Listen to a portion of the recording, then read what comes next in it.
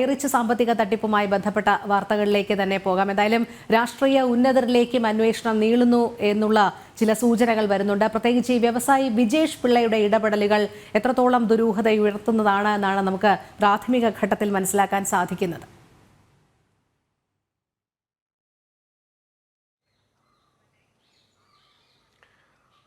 രോഹിണി, ഹൈറിച്ച് സാമ്പത്തിക തട്ടിപ്പുമായി ബന്ധപ്പെട്ട അന്വേഷണം പുതിയ തലങ്ങളിലേക്ക് നീങ്ങുമ്പോൾ അവിടെ ഏറ്റവും പ്രധാനം എന്ന് പറയുന്നത് ഈ ഹൈറിച്ച് 1600 കോടിയിലധികം രൂപയുടെ തട്ടിപ്പ് നേരിട്ട് തന്നെ നിക്ഷേപകരിൽ നിന്നും തട്ടിയെടുത്തിട്ടുള്ള ഹൈറിച്ച് ഉടമകളായ പ്രതാപനും ഭാര്യ സേനയ്ക്കും വലിയ തോതിലുള്ള രാഷ്ട്രീയ സംരക്ഷണം ലഭിച്ചിട്ടുണ്ട്. ഇടത് വലത് മുന്നണികളിലെ പ്രധാനപ്പെട്ട നേതാക്കളുടെ സംരക്ഷണയിലാണ് നേരത്തെ തന്നെ ഈ ഒരു സ്ഥാപനം നടത്തിക്കൊണ്ട് പോകുമ്പോൾ തന്നെ രാഷ്ട്രീയ നേതാക്കളുടെ അടക്കമുള്ള സംരക്ഷണങ്ങൾ ലഭിച്ചിട്ടുണ്ട്. ഈ ഒരു ആരോപണം ഉയർന്ന ഘട്ടത്തിൽ പോലും അതിനെ പ്രതിരോധിക്കാനും ശ്രീനയും പ്രതാപനും എല്ലാം പറഞ്ഞിരിക്കുന്ന കാര്യമെന്ന് പറയുന്നത് രാഷ്ട്രീയ ആരോപണങ്ങളാണ്. ചില രാഷ്ട്രീയ നേതാക്കൾക്ക് തങ്ങളോടുള്ള വെറുപ്പാണ് അല്ലെങ്കിൽ ദേഷ്യമാണ് അത്തരമുള്ള ആരോപണങ്ങളിലേക്ക് നയിച്ചത് എന്നാണ്. ഈ കൃത്യമായി തന്നെ ഈ അന്വേഷണം മുന്നോട്ട് പോകുമ്പോൾ അത് മറ്റൊരു തലത്തിലേക്ക് തന്നെ, അതായത് ഈ ആരെല്ലാമാണ് ഇവരെ സംരക്ഷിച്ച നേതാക്കൾ, എങ്ങനെയാണ് ഇത്രയധികം കാലം ഒളിവിൽ കഴിയാൻ വേണ്ട സംരക്ഷണങ്ങൾ ലഭിച്ചത്, മാത്രമല്ല അതിനുശേഷം പോലും ഈ നിക്ഷേപകരുമായി നിരന്തരമായ ചർച്ചകൾ നടന്നിരുന്നു. ഈ പണം തിരികെ നൽകാമെന്നതെല്ലാം അറിയിച്ചുകൊണ്ട് നിരവധി ആളുകളെ വിളിച്ചിരുന്നു. അതിനെല്ലാം തന്നെ ഉന്നതരായ നിരവധി ആളുകളുടെ ഇടപെടലുകൾ അവിടെയെല്ലാം തന്നെ നടത്തിയിട്ടുണ്ട്. ഈ ഹൈറിച്ച് ഉടമകൾ പണം തിരിച്ചു നൽകും, കേസുമായി മുന്നോട്ട് പോകരുത്, ഇഡിക്ക് മൊഴി നൽകുന്നതിൽ നിന്ന് പിന്മാറണം എന്നതടക്കം പറഞ്ഞുകൊണ്ടായിരുന്നു. മാത്രമല്ല വലിയ തുകകൾ, കണക്കിൽപ്പെടാത്ത പണമിട്ട ആളുകൾ 50 ലക്ഷം മുതൽ 1 കോടി രൂപയിലധികം പണം നിക്ഷേപിച്ച ആളുകളുണ്ടായിരുന്നു. അവരൊന്നും തന്നെ ഏതെങ്കിലും തരത്തിൽ കൃത്യമായ കണക്കുകളുള്ള പണമായിരുന്നില്ല ഹൈറിച്ചിൽ നിക്ഷേപിച്ചിരുന്നത്. അത്തരം കാര്യങ്ങളിലേക്കാണ് അന്വേഷണം മുന്നോട്ട് പോകുന്നത്. അവിടെയാണ് ഒരു കഥാപാത്രം കൂടി, അല്ലെങ്കിൽ ഏറ്റവും വിവാദ നായകനായ മറ്റൊരാൾ കൂടി അവിടെ എത്തിപ്പെടുന്നത്. അത് വിജേഷ് പിള്ളയാണ്.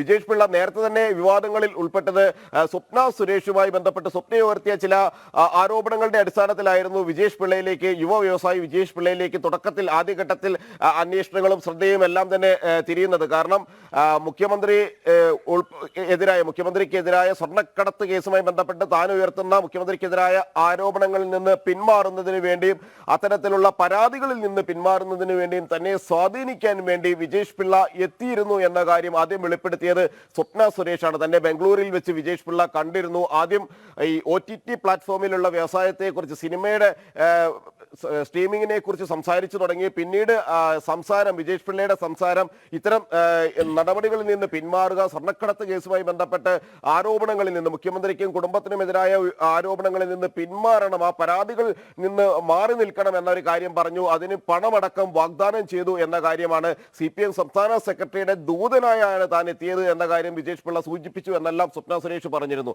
അതേ വിജേഷ് പിള്ളയാണ് ഇവിടെ ഈ രാഷ്ട്രീയ നേതാക്കളുടെ അടക്കം ബന്ധം സംശയിക്കുന്ന ഹൈറിച്ച് ഉടമകളുമായി ബന്ധപ്പെട്ടിരിക്കുന്നതും അവർക്ക് 4.5 കോടി രൂപ അവരിൽ നിന്ന് കൈപ്പറ്റുകയും ചെയ്തിരിക്കുന്നത്.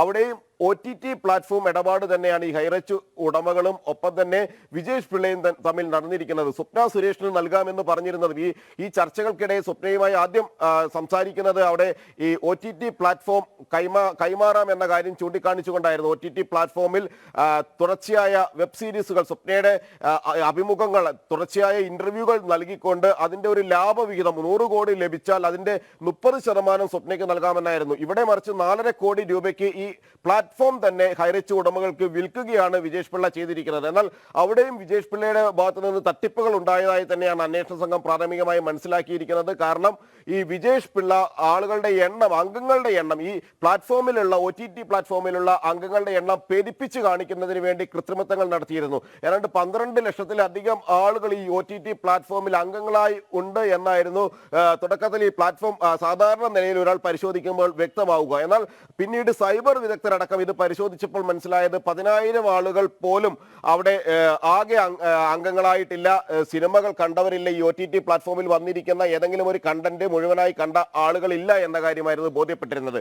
ഇതാണ് 4.5 കോടി രൂപയ്ക്ക് കൈമാറിയിരിക്കുന്നത്. അവിടെ വിജേഷ് പിള്ള നൽകിയ ഒരു മറുപടി എന്ന് പറയുന്നത്, ഇന്നലെ ചോദ്യം ചെയ്യലിന് ശേഷം പ്രതികരിച്ചിരിക്കുന്ന ഒരു കാര്യം എന്ന് പറയുന്നത്, താൻ അന്വേഷണവുമായി സഹകരിക്കുന്നുണ്ട്, ഏതെങ്കിലും തരത്തിലുള്ള ഇടപെടലുകൾ ഉണ്ടായിട്ടില്ല, ഈ പണം, അതായത് നിക്ഷേപകരിൽ നിന്ന് വഞ്ചിച്ചുണ്ടാക്കിയ പണമാണോ തനിക്ക് തന്നത് എന്ന കാര്യം അറിയില്ല. എന്നാൽ അവിടെ OTT പ്ലാറ്റ്ഫോമുമായി ബന്ധപ്പെട്ട് ഏതാനും കോടികളുടെ ഇടപാട് നടന്നിട്ടുണ്ട് എന്ന കാര്യം വിജേഷ് പിള്ള സമ്മതിക്കുകയും ചെയ്തിട്ടുണ്ട്.